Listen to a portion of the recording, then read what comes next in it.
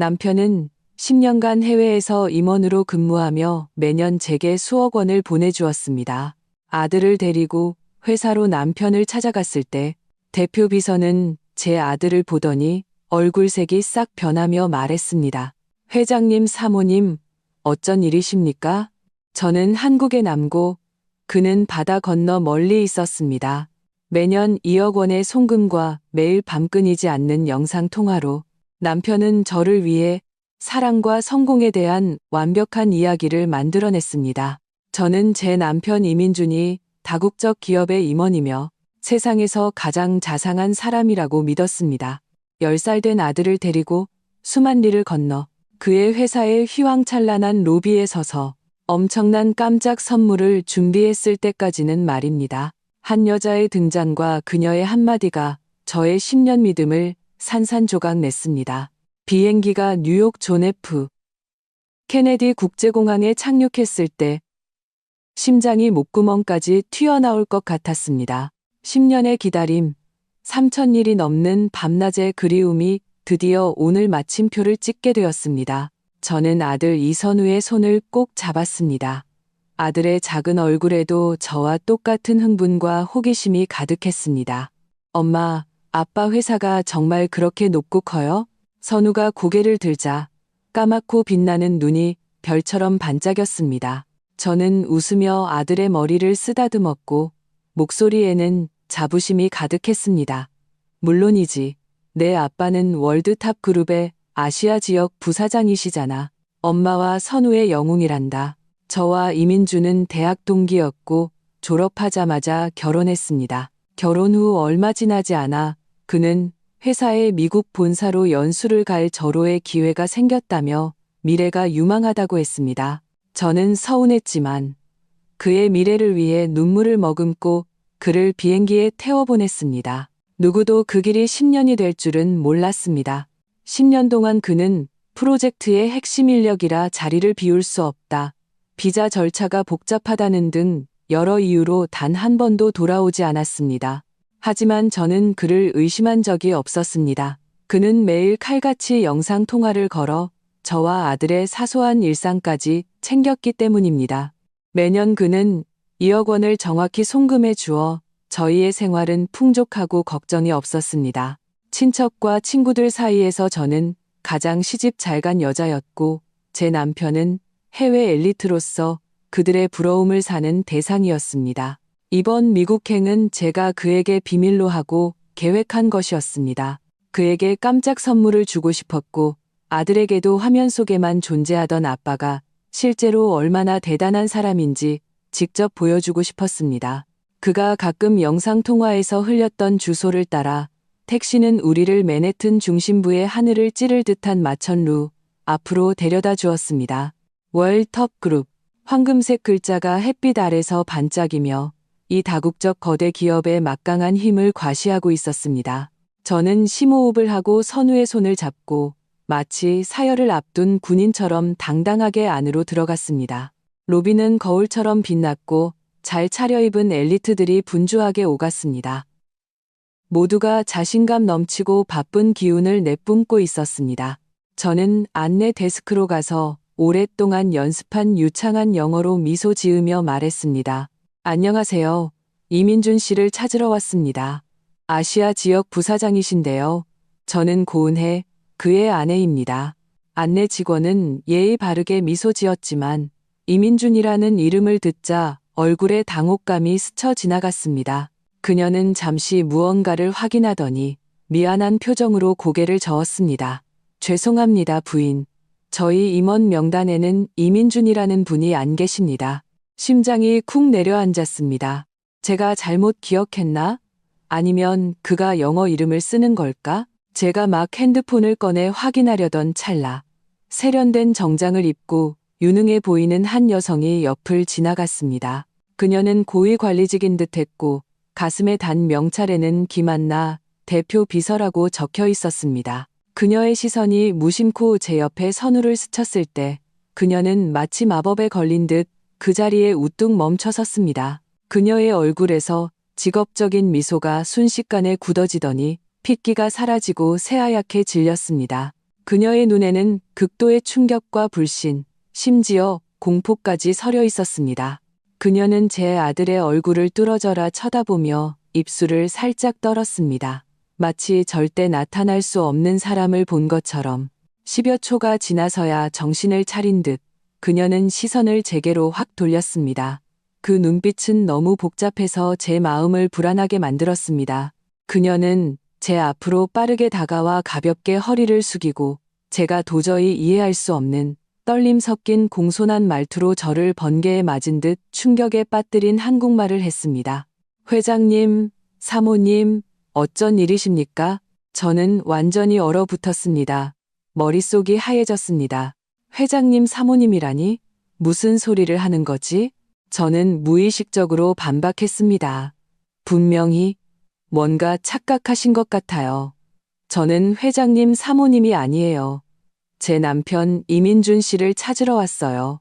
이민준이라는 이름이 나오자 안나의 얼굴은 더욱 굳어졌고 눈 속에 불안함이 넘칠 듯했습니다. 그녀는 주위를 한번 둘러보더니 목소리를 낮추고 다급하게 말했습니다. 여기는 이야기할 장소가 아닙니다. 사모님, 도련님과 함께 저를 따라오시죠. 그녀는 제 손을 붙잡고 저와 마찬가지로 어리둥절한 선우를 이끌고 고층으로 가는 전용 엘리베이터로 향했습니다. 제 마음속에는 수많은 거대한 물음표가 떠올랐고 강한 불안감이 파도처럼 저를 덮쳤습니다. 안나는 우리를 대통령 스위트룸에 버금가는 호화로운 최상층 사무실로 안내했습니다. 거대한 통유리창 밖으로는 맨해튼의 장엄한 풍경이 펼쳐졌지만 저는 감상할 기분이 아니었습니다. 제 머릿속은 회장님 사모님이라는 5글자로 가득 차 엉망진창이었습니다. 당신 대체 누구예요? 왜 나를 회장님 사모님이라고 부르죠? 제 남편 이민주는 어디 있어요? 저는 그녀의 손을 뿌리치며 긴장 때문에 떨리는 목소리로 물었습니다. 선우도 분위기가 이상하다는 것을 눈치채고 제게 바싹부터 작은 목소리로 물었습니다. 엄마, 왜 그래요?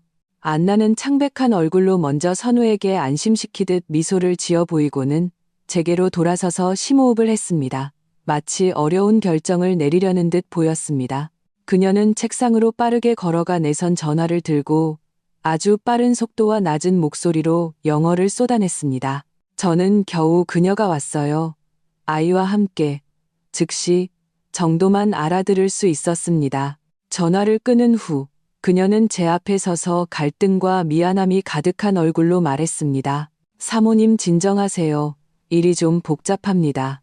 혹시 이민준 씨와는 언제 결혼하셨는지 여쭤봐도 될까요? 10년 전에요. 왜 그러시죠? 저는 경계하며 그녀를 쳐다봤습니다. 10년. 안나는 중얼거렸고 눈빛은 더욱 복잡해졌습니다. 그럼 저희 심도윤 회장님은 아시나요? 심도윤? 들어본 적 없는 이름이었습니다. 저는 고개를 저었습니다. 몰라요. 저는 제 남편 이민준만 알아요. 당신들 회사 부사장이잖아요. 제 말을 듣자 안나의 얼굴에는 거의 연민에 가까운 표정이 떠올랐습니다. 그녀는 한참을 침묵하다가 어렵게 입을 열어 제가 10년간 쌓아온 세계를 철저히 부수는 한마디를 내뱉었습니다. 사모님, 저희 회사 임원 중에는 이민준이라는 사람이 단 한 명도 없었습니다. 이민준. 그는 분명 저희 회사 직원이긴 합니다만 그의 직책은 회장님의 전속 운전기사입니다. 운전기사. 2글자가 제 귓가에서 폭탄처럼 터졌습니다. 저는 제 귀를 의심했고 장거리 비행 때문에 환청이 들리는 게 아닌가 싶었습니다. 말도 안 돼. 절대 그럴 리 없어. 운전기사가 어떻게 매년 2억 원을 보내줘요? 당신 분명 거짓말하는 거죠. 저는 감정이 격해져 소리쳤고 눈물이 걷잡을 수 없이 흘러나왔습니다. 10년간의 금실 좋은 부부, 10년간의 자부심과 자랑이 전부 다 거짓말이란 말인가? 안나는 제 반응을 예상한 듯 변명하지 않고 조용히 사무실 한쪽 벽으로 걸어갔습니다. 그 벽에는 거대한 반신 초상화가 걸려 있었습니다. 그림 속 남자는 몸에 잘 맞는 양복을 입고 잘생긴 얼굴에 우아한 분위기를 풍겼습니다. 눈빛은 마음을 꿰뚫어 보는 듯 깊었습니다. 그는 30대 중반쯤으로 보였고 입가에는 희미한 미소를 띠고 있었습니다.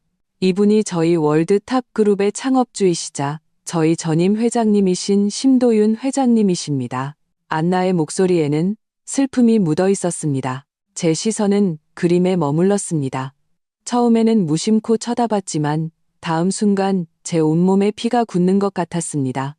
저는 맹 고개를 돌려 그림 속 남자의 얼굴을 뚫어져라 쳐다본 뒤 기계적으로 고개를 숙여 제 옆에 아들 선우를 보았습니다.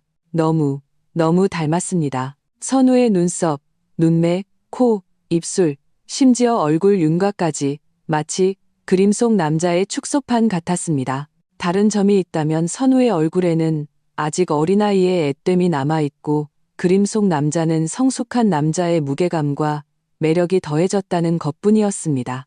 뼈에 새겨진 듯한 그 닮음은 어떤 말로도 형용할 수 없었습니다.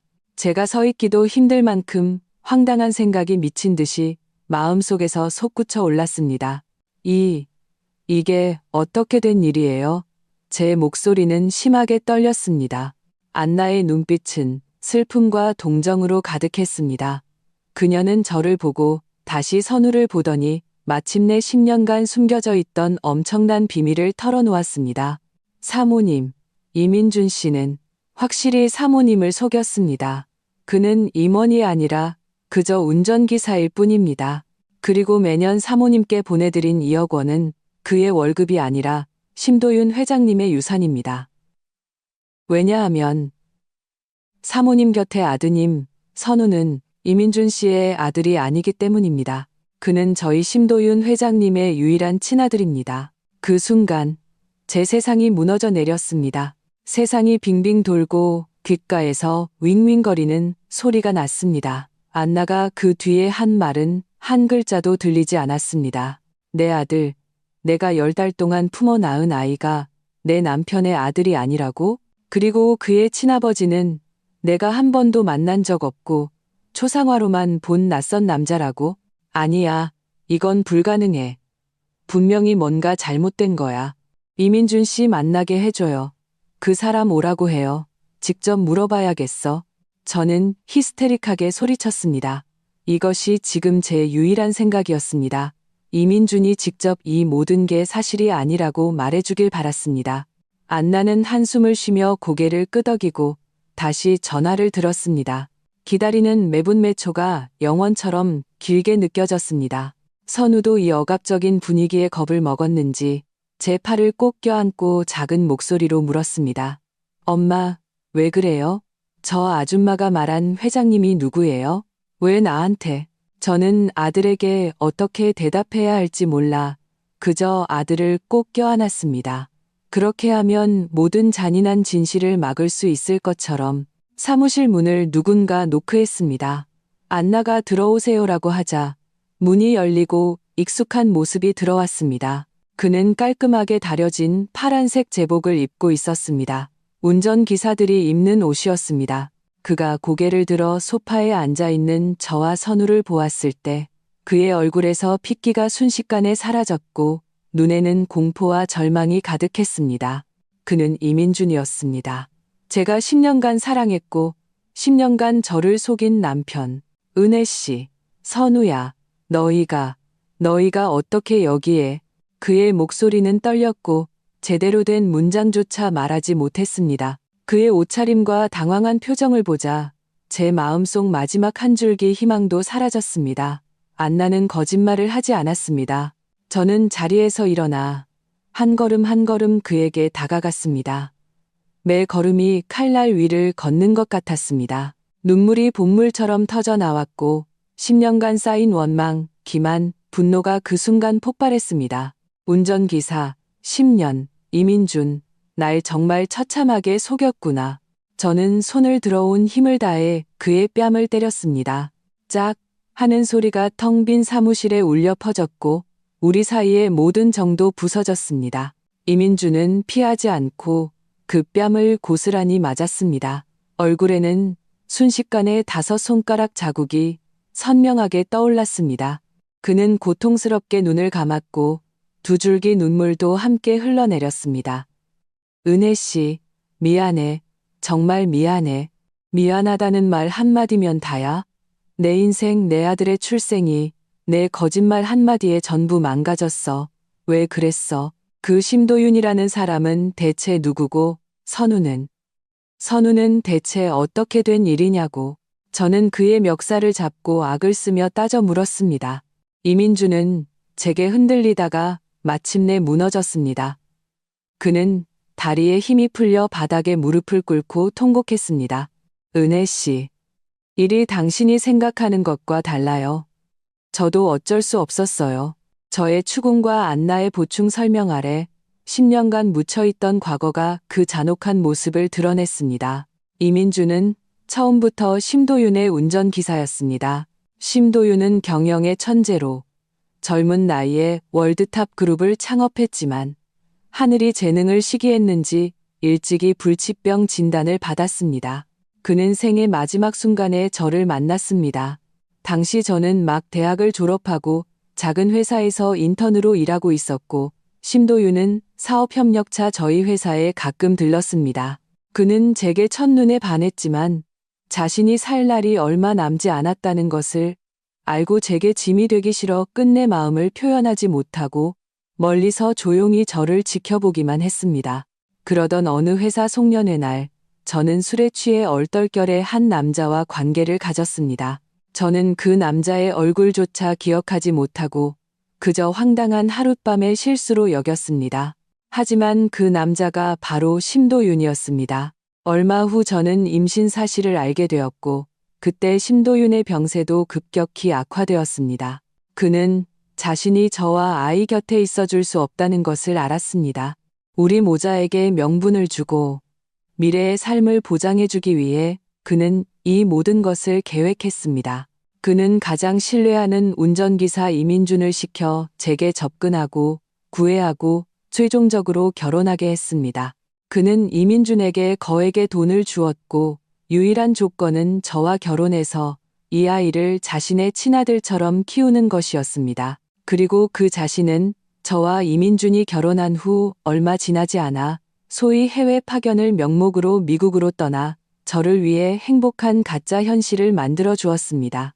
이민준이 제게 그렇게 잘해주고 매년 거액을 송금한 것은 한편으로는 심도윤의 임종 부탁 때문이었고 다른 한편으로는 그의 마음속 깊은 죄책감 때문이었습니다. 그래서 선우가 태어났을 때 당신이 미국에서 야근하느라 못 돌아온다는 것도 전부 거짓말이었던 거네. 저는 심장이 갈기갈기 찢어지는 것 같았습니다. 이민주는 고통스럽게 고개를 끄덕였습니다. 심 회장님은 선우가 태어나기 한 달 전에 이미 돌아가셨어요. 심도윤이 죽었다. 이 소식은 거대한 망치처럼 제 심장을 내리쳤습니다. 내가 한 번도 본 적 없지만 내 아들의 친아버지인 남자, 10년 동안 기상천외한 방식으로 우리 모자를 조용히 지켜준 남자, 내가 아직 신혼의 기쁨에 잠겨 있을 때 이미 이 세상을 떠났다는 것입니다. 제 감정은 전례 없는 혼란에 빠졌습니다. 분노, 배신감, 슬픔, 황당함. 온갖 감정이 뒤섞여 저를 찢어놓을 것 같았습니다. 이민준의 기만이 미웠지만 그에게 모든 분노를 쏟아낼 수도 없었습니다. 그 역시 이 거대한 거짓말 속의 체스말 같았기 때문입니다. 그렇다면 심도윤이라는 남자를 미워해야 할까? 이 모든 것을 계획한 것은 그였으니까. 하지만 그가 그렇게 한 이유는 나와 아이를 보호하기 위해서인 것 같았습니다. 왜 진작 말해주지 않았어요? 제 목소리는 쉬어 있었습니다. 회장님의 유언이었습니다. 안나가 조용히 설명했습니다. 사모님과 아드님의 삶이 방해받는 것을 원치 않으셨습니다. 더더욱 심씨 집안의 분쟁에 휘말리게 하고 싶지 않으셨고요. 그저 평범하고 안락한 환경에서 조용히 살아가시길 바라셨습니다. 심씨 집안의 분쟁? 저는 그 단어를 예리하게 포착했습니다. 안나의 얼굴이 굳어졌습니다. 네, 회장님은 자수성가하셨지만 그의 가문인 심씨 집안은 뉴욕에서도 상당한 세력을 가진 가문입니다. 다만 가족 내부 관계가 매우 복잡합니다. 특히 회장님의 동생, 그러니까 저희 그룹의 현 회장 직무대행인 심도진 사장님이 늘 회장 자리를 호시탐탐 노리고 있었습니다. 회장님께서는 만약 그들이 도련님의 존재를 알게 되면 도련님께 해가 될까 걱정하셨습니다. 이민준도 고개를 들었고 얼굴에는 후회와 공포가 가득했습니다. 회장님께서 임종 직전에 신신당부하셨어요. 절대 당신들을 미국으로 오게 해서는 안 된다고, 선우의 신분을 노출시켜서는 안 된다고, 다 제 잘못입니다. 10년 동안 당신에 대한 그리움이 점점 깊어졌어요. 당신이 깜짝 선물을 해주러 온다고 했을 때 제가 귀신에 홀렸는지 단호하게 막지 못했어요. 제가 회사에만 가지 않으면 당신들이 알아채지 못할 거라고 생각했어요. 정말 몰랐습니다. 김 비서님이 선우를 한눈에 알아볼 줄은. 그런 거였구나. 내가 생각했던 깜짝 선물은 불을 안고 뛰어드는 재앙이었던 것이다. 나는 내 손으로 아들을 데리고 그를 위해 10년간 처져 있던 보호막 밖으로 심씨 집안이라는 소용돌이의 중심으로 걸어 들어온 것이었다. 저는 곁에 있는 영문도 모르는 아들을 보았습니다. 그는 방금 들은 모든 것을 소화하려 애쓰고 있었습니다. 그는 자신의 출생이 얼마나 기이한지, 우리가 도착함으로써 얼마나 큰 위기가 조용히 다가오고 있는지 전혀 몰랐습니다. 안나는 저를 보며 전례 없이 진지한 어조로 말했습니다. 사모님, 지금은 과거를 따질 때가 아닙니다. 가장 중요한 것은 앞으로 어떻게 해야 하느냐입니다. 사모님과 도련님의 등장은 숨길 수 없습니다. 머지않아 심도진 사장님도 소식을 듣게 될 겁니다. 우리는 그보다 먼저 준비를 해야 합니다. 준비? 무슨 준비요? 저는 멍하니 물었습니다. 심도윤 회장님께서는 돌아가시기 전에 유언장을 남기셨고 비밀 신탁 펀드를 설립하셨습니다. 안나의 눈이 빛났습니다. 회장님 명의의 월드탑 그룹 지분 51% 전부를 그 펀드로 이전하셨습니다. 그리고 이 펀드의 유일한 상속인은 그의 아들 심선우, 즉 사모님 곁의 이선우입니다. 유언장에 따르면 도련님께서 만 18세가 되시면 자동적으로 그룹의 최대 주주이자 회장이 되십니다. 그리고 그 전까지는 고은의 사모님께서 그의 유일한 법정 후견인으로서 이 지분에 대한 임시 관리권과 의결권을 가지게 됩니다. 저는 이 소식에 완전히 멍해졌습니다. 51%의 지분, 수천억 달러 가치의 거대 기업 제국의 지배권, 이 모든 것이 마치 천일야와 같았습니다. 안나가 말을 이었습니다. 이 유언장은 최고 법률팀이 보관하고 있어 절대 깨뜨릴 수 없습니다. 심도진 사장님은 10년간 회장 직무대행을 맡았지만 이 회사가 자신의 것이 아니라는 것을 마음속으로는 잘 알고 있습니다. 그래서 지난 몇 년간 미친 듯이 회장님께서 남겼을지도 모를 숨겨진 자식을 찾아다녔습니다. 뿌리를 뽑아버리려고요. 이제 당신들이 나타났으니 그는 절대 가만히 있지 않을 겁니다. 마음이 바닥까지 가라앉았습니다. 저는 마침내 심도윤이 왜 이런 엄청난 거짓말을 꾸몄는지 이해했습니다. 그는 속인 것이 아니었습니다. 그는 자신의 마지막 힘을 다해 아들을 위한 방화벽을 쌓고 있었던 것입니다. 그리고 지금 그 벽을 제가 제 손으로 무너뜨린 것입니다. 엄청난 충격과 공포 끝에 낯선 힘이 제 마음속에서 서서히 자라나기 시작했습니다. 그것은 모성이었습니다. 저는 곁에 있는 아들을 보았습니다. 그는 혼란스러우면서도 의지하는 눈빛으로 저를 보고 있었습니다. 그는 죄가 없습니다. 그의 아버지가 누구든 우리가 얼마나 복잡한 재벌가의 싸움에 휘말렸든 저는 어머니로서 그를 보호할 책임이 있습니다. 심도윤은 자신의 목숨과 10년의 거짓말로 이 아이를 지켰습니다. 그의 노력을 헛되게 할 수는 없습니다. 알겠어요. 저는 심호흡을 하고 목소리가 최대한 차분하게 들리도록 노력했습니다. 안나 씨 말이 맞아요. 지금은 과거를 따질 때가 아니에요. 제 아들을 지키고 그 아이 아버지가 남긴 것을 지키려면 제가 어떻게 해야 하는지 말해줘요. 제가 이렇게 빨리 냉정을 되찾자 안나의 눈에 감탄과 안도의 빛이 스쳤습니다. 그녀도 한시름 놓은 듯 했습니다. 사모님, 그렇게 생각해 주시니 정말 다행입니다. 회장님께서도 하늘에서 기뻐하실 겁니다. 그녀는 조리 있고 명확하게 현재 상황을 분석하기 시작했습니다. 첫째, 저는 즉시 회장님 사모님과 미래 회장의 후견인이라는 새로운 신분을 받아들이고 적응해야 했습니다. 이제부터 저는 더 이상 한국에서 온 평범한 가정주부 고은혜가 아니라 상황을 장악하고 위기에 대처할 수 있는 심사모님이어야 했습니다. 둘째, 우리는 가능한 한 빨리 심도윤의 유언장을 담당했던 변호사팀과 연락하여 법적인 지원을 받아야 했습니다. 안나는 그 변호사가 박 변호사라는 한국계 미국인이며 심도윤의 가장 신뢰하는 친구이자 유언 집행인 중 한 명이라고 말했습니다. 그는 지난 몇 년간 이 유언장의 비밀을 조용히 지켜왔다고 했습니다. 마지막으로, 그리고 가장 중요한 것은 곧 닥쳐올 심도진에 대한 대처였습니다. 안나는 심도진이 극도로 음흉하고 교활한 사람이니 조심해야 한다고 경고했습니다. 그는 겉으로는 환영하는 척하겠지만 뒤에서는 회사의 지배권을 빼앗기 위해 온갖 수단을 다 쓸 것이며 심지어 저와 선우의 신변까지 위협할 수 있다고 했습니다. 그가 어떻게 할까요? 제가 긴장하며 물었습니다. 사모님의 신뢰를 얻어 지분 관리권을 포기하는 서류에 서명하게 하려 할 수도 있고 도련님을 사모님 곁에서 떼어내 통제하려 할 수도 있습니다. 심지어 도련님이 회장님의 친아들이 아니라는 것을 증명하기 위해 수단과 방법을 가리지 않을 겁니다.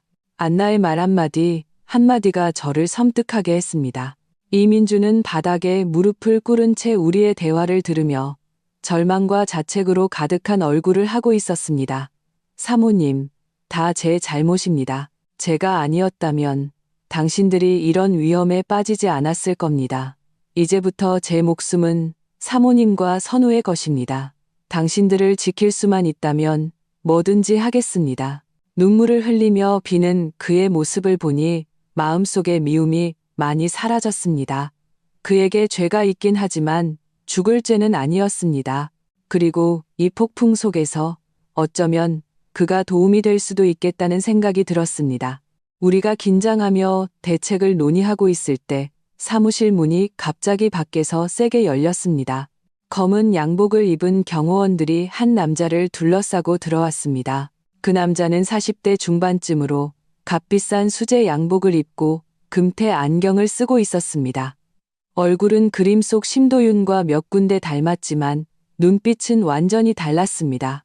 심도윤의 눈빛이 부드럽고 깊었다면 이 남자의 눈빛은 매처럼 날카롭고 계산과 야심으로 가득 차 있었습니다. 그는 들어오자마자 정확하게 저와 선우에게 시선을 고정했고 입가에는 어떤 온기도 없는 차가운 미소를 띄었습니다.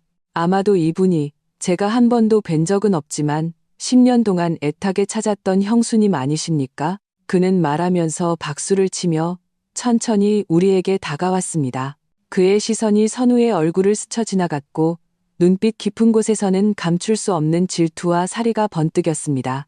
안나는 새하얗게 질린 얼굴로 제 앞을 막아서며 공손히 고개를 숙였습니다.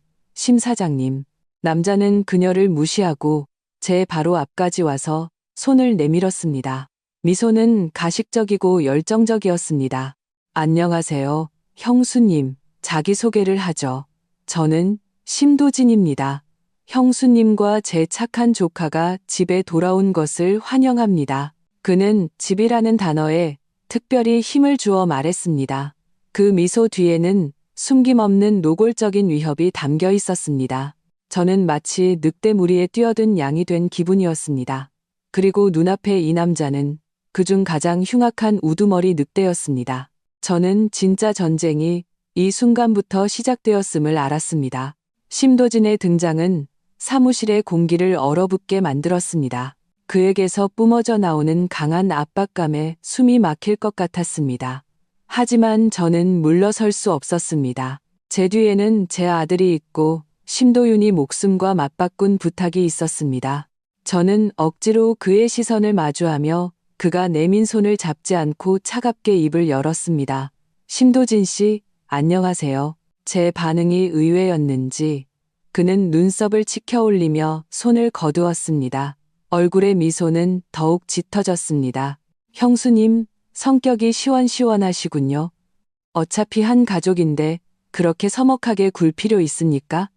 제가 방금 집사에게 차를 준비하라고 했습니다. 오늘 저녁 심씨 본가에서 온 가족이 함께 식사하며 형수님과 제 착한 조카를 위한 환영 파티를 하죠. 그는 입으로는 환영 파티라고 했지만 저는 그 말 속에 담긴 거절할 수 없는 기운을 느꼈습니다. 이것은 초대가 아니라 명령이었습니다. 그는 우리를 자신의 영역, 내가 전혀 모르는 그가 10년간 지배해온 집으로 데려가려는 것이었습니다. 안나가 걱정스러운 눈빛으로 저를 쳐다봤습니다. 저는 그녀가 무엇을 걱정하는지 알았습니다. 일단 심씨 본가에 들어가면 그곳은 진짜 용의 구리자 호랑이 소굴일 것입니다.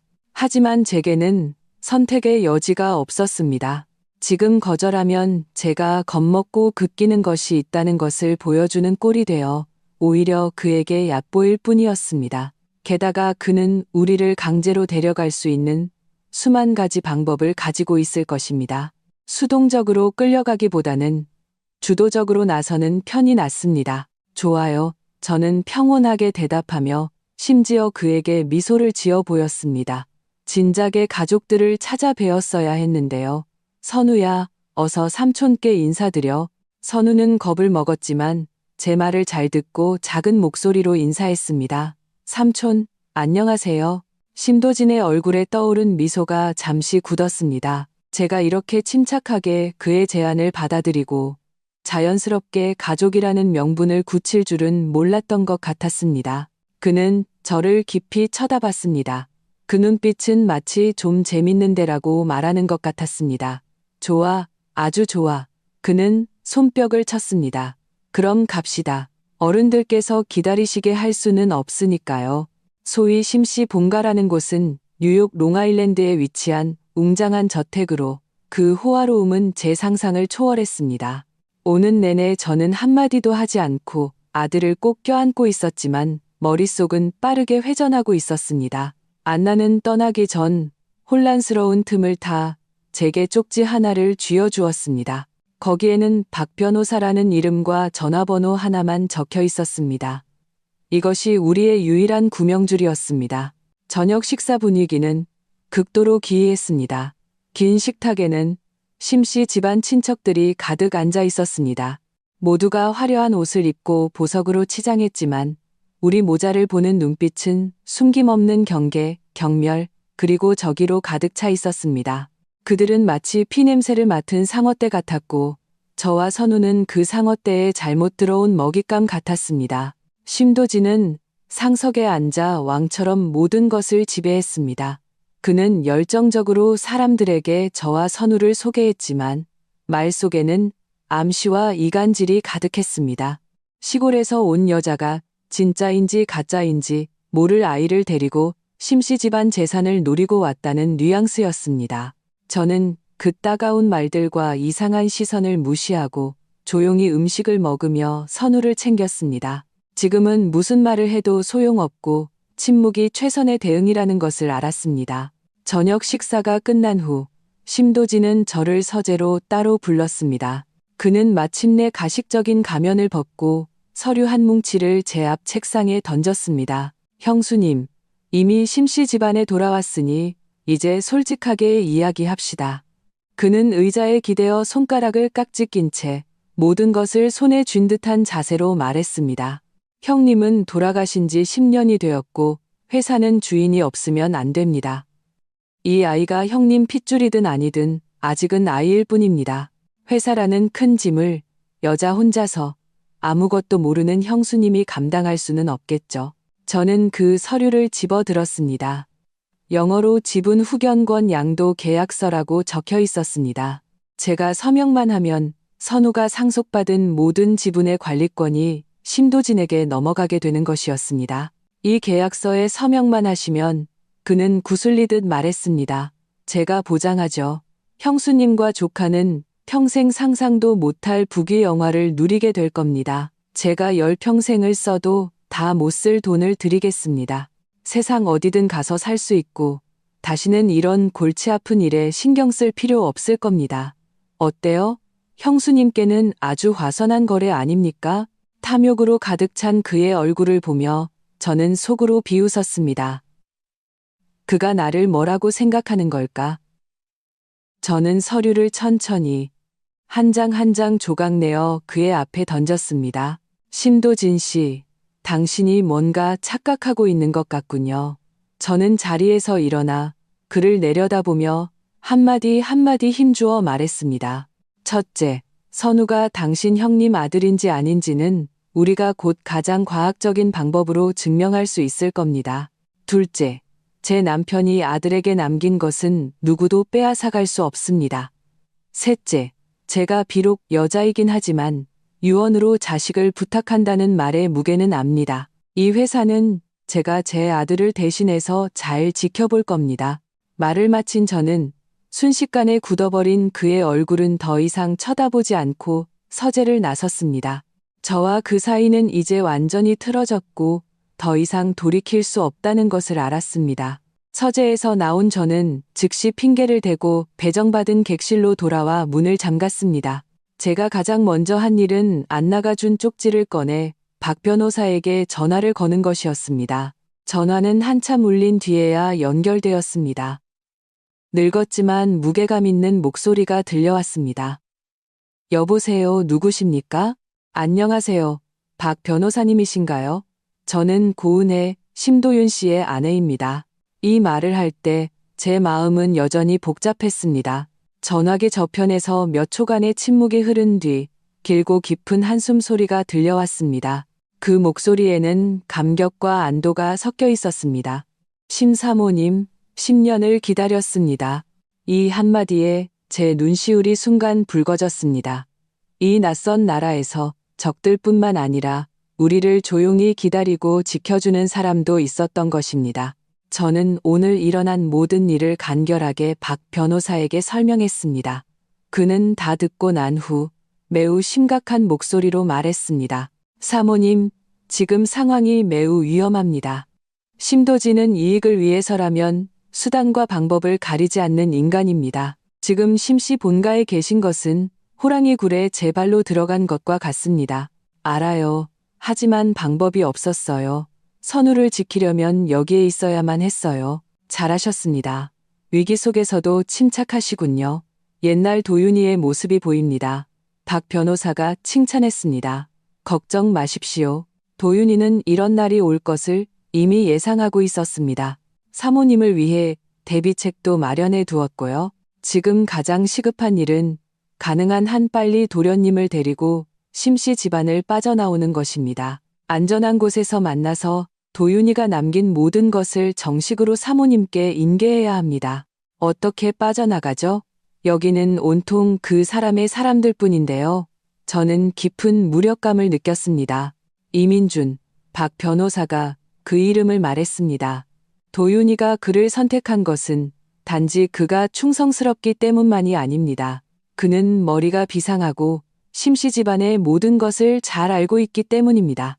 심도진은 사모님께서 10년간 사모님을 속인 사람을 신뢰하리라고는 상상도 못할 겁니다. 지금 그가 사모님의 유일한 탈출구입니다. 전화를 끊고 나서도 제 마음은 한동안 진정되지 않았습니다. 박 변호사의 말은 제게 큰 자신감과 희망을 주었습니다. 심도윤 그 남자는 모든 것을 계산하고 우리를 위해 한 걸음 한 걸음 길을 깔아놓은 것 같았습니다. 저는 이민준을 찾아야 했습니다. 하지만 심씨 본가에 들어온 후로 이민준은 마치 증발한 것처럼 보이지 않았습니다. 아마 심도진에게 붙잡혀 있을 거라고 짐작했습니다. 깊은 밤, 저는 선우를 재운 후 조용히 방을 나섰습니다. 저택은 쥐죽은 듯 조용했고 순찰하는 경호원들만 가끔 지나갔습니다. 저는 낮에 봐두었던 지형을 기억하며 감시 카메라를 피해 저택 뒤편의 직원 숙소 구역으로 향했습니다. 다행히 저는 이민준을 찾았습니다. 그는 외진 창고에 갇혀 있었고 문 앞에는 경호원 2명이 지키고 있었습니다. 억지로 들어갈 수는 없었습니다. 저는 방으로 돌아가 욕실에 뜨거운 물을 틀고 일부러 화병 하나를 바닥에 깨뜨려 큰 소리를 냈습니다. 곧 우리 방을 지키던 경호원이 상황을 확인하러 올라왔습니다. 저는 그 혼란스러운 틈을 타 다시 빠져나와 가장 빠른 속도로 창고로 달려갔습니다. 이민준을 지키던 경호원들은 역시 위층의 소란에 이끌려 잠시 자리를 비운 상태였습니다. 저는 문을 따고 안으로 뛰어들어갔습니다. 이민준 씨, 사모님. 저를 본 이민준은 놀라움과 기쁨을 감추지 못했습니다. 어떻게 오셨어요? 여긴 너무 위험해요. 당신을 데리러 왔어요. 우리를 여기서 나가게 도와줄 수 있는 건 당신뿐이에요. 박 변호사님이 우리를 기다리고 있어요.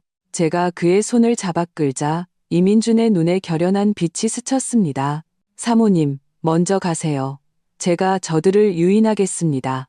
그는 우리 세 사람이 함께 움직이면 목표가 너무 커서 절대 도망칠 수 없다는 것을 알았습니다.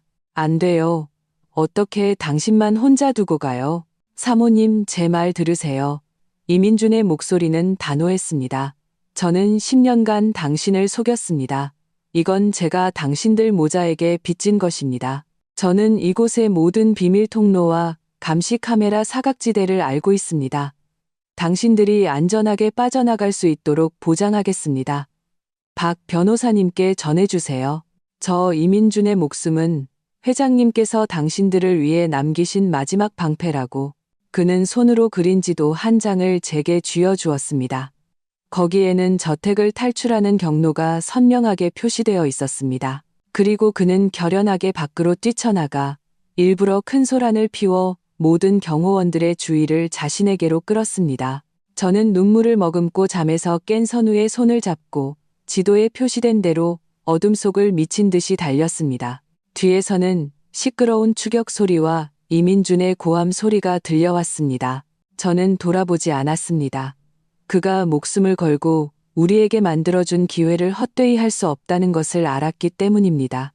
저와 선우는 차가운 밤 공기를 가르며 미친 듯이 달렸습니다. 지도의 안내에 따라 숲을 지나 마침내 저택의 한적한 담벼락 아래에서 눈에 띄지 않는 개구멍을 찾았습니다.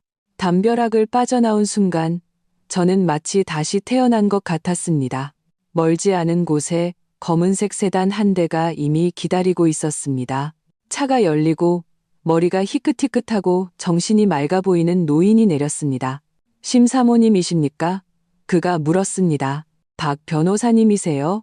노인은 고개를 끄덕이며 제 곁에 선우를 자애로운 눈빛으로 바라보며 감개무량하게 말했습니다. 닮았군. 정말 닮았어. 아이야, 어서 차에 타거라. 여긴 안전하지 않다. 박 변호사의 도움으로 우리는 절대적으로 안전한 아파트에 머물게 되었습니다. 그곳에서 박 변호사는 제게 심도윤의 유산을 완전히 보여주었습니다. 그것은 단순한 유언장과 신탁 서류뿐만이 아니었습니다. 그 안에는 심도진이 지난 몇 년간 회사 돈을 횡령하고 불법 거래를 한 모든 증거가 담긴 금고도 있었습니다. 도윤이는 자신의 동생이 절대 가만히 있지 않을 것을 알고 있었습니다. 그래서 아주 오래전부터 심도진의 범죄 증거를 몰래 수집해 왔습니다. 박 변호사가 설명했습니다. 원래는 형제간의 정을 생각해서 심도진에게 개과천선할 기회를 주려고 했지만 지금 보니 그가 너무 자비로웠던 것 같습니다. 심도윤이 제게 남긴 것은 만만찮은 재산뿐만 아니라 적을 한 방에 무너뜨릴 수 있는 날카로운 검이기도 했습니다. 이제 어떻게 해야 하죠? 제가 박 변호사에게 물었습니다. 반격해야죠. 박 변호사의 눈에 날카로운 빛이 스쳤습니다. 심도진은 당신들이 아직 자신의 통제하에 있다고 생각할 겁니다. 그는 곧 이사회를 소집해서 당신들의 실종을 빌미로 온갖 소문을 퍼뜨리고 심지어 후견인 실격을 이유로 법원에 도련님의 지분, 관리권 변경을 신청할 겁니다. 우리는 그가 움직이기 전에 치명타를 날려야 합니다. 그 후 며칠 동안 박 변호사의 도움으로 저는 미친 듯이 월드탑 그룹에 대한 모든 것을 배우고 이해하기 시작했습니다. 동시에 박 변호사는 자신의 인맥을 이용해 이사회 내에서 여전히 심도윤에게 충성하는 원로 몇 명과 연락을 취했습니다. 사흘 후 심도진은 예상대로 긴급 이사회 소집을 공고했습니다. 회의 당일 저는 안나가 미리 준비해준 단정한 정장을 입고 선우의 손을 잡고 박 변호사와 몇몇 언로 이사들의 호의를 받으며 월드탑그룹의 최고 회의실로 당당하게 걸어 들어갔습니다. 제가 문을 열고 들어서는 순간 회의실의 모든 사람들이 경악했습니다. 심도진은 저를 보고 귀신이라도 본 듯한 표정을 지었습니다. 놀라움, 분노, 그리고 감출 수 없는 공포가 뒤섞여 있었습니다. 당신들이 어떻게 여기에? 그는 자리를 박차고 일어섰습니다. 저는 그를 무시하고 원래 심도윤의 자리였던 상석 앞으로 걸어가 차갑게 그를 쳐다보았습니다. 심도진 사장님, 오랜만이네요.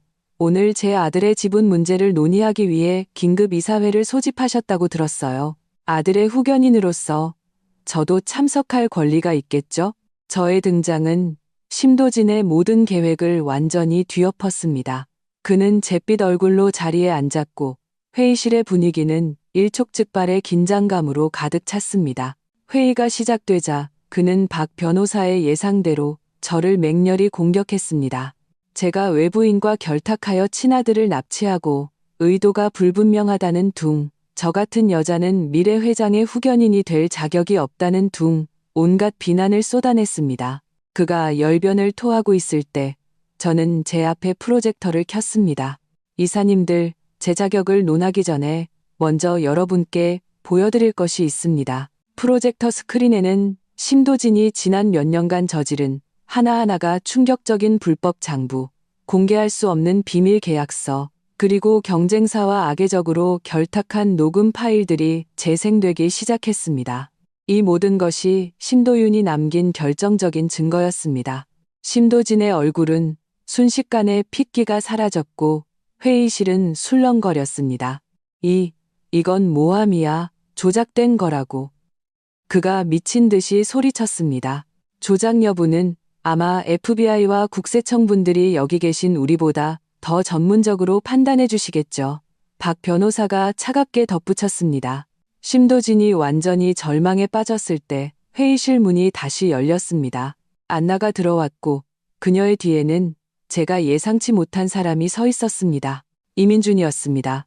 이민준은 다소 지쳐 보였지만 정신은 멀쩡했습니다. 그는 제 곁으로 와서 깊이 허리를 숙여 인사한 뒤 모든 이사들을 향해 큰 소리로 말했습니다. 저 이민준은 심도윤 회장님과 심도진 사장님의 전속 운전기사로 15년간 일했습니다. 심 사모님께서 제공하신 모든 증거가 사실임을 증언할 수 있습니다. 그리고 제게는 심도진 사장님께서 친조카를 살해하려 모의한 녹음 파일도 있습니다. 이것이 낙타의 등을 부러뜨린 마지막 지푸라기였습니다. 심도진은 의자에 주저앉아 잿빛 얼굴을 한 채 넋을 잃었습니다.